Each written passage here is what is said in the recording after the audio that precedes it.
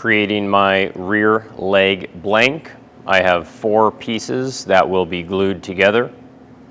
These 4 pieces need to have a width of 1 3/4 inches.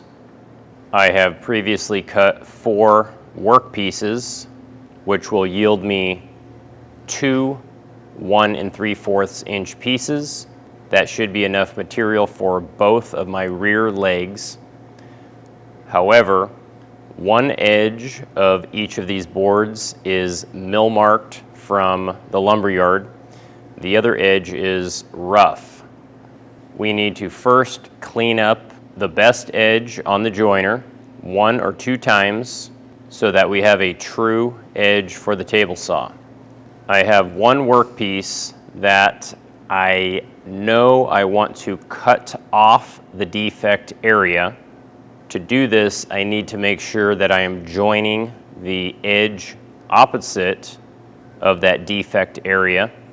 Even if that edge is my rough edge, I will just need to run that through the joiner, perhaps an extra couple times.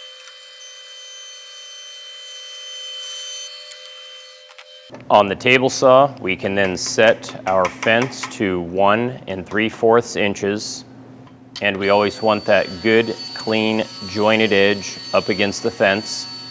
Now, as I cut these, I am not concerned that I am creating a mill-marked edge from the blade, because these will be glued together and cleaned up after that process.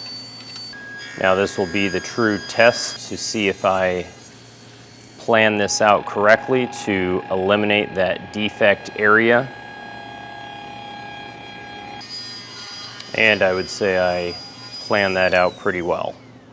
And that leaves me with my 8 pieces measuring 1 3/4 inches wide by 37 inches long.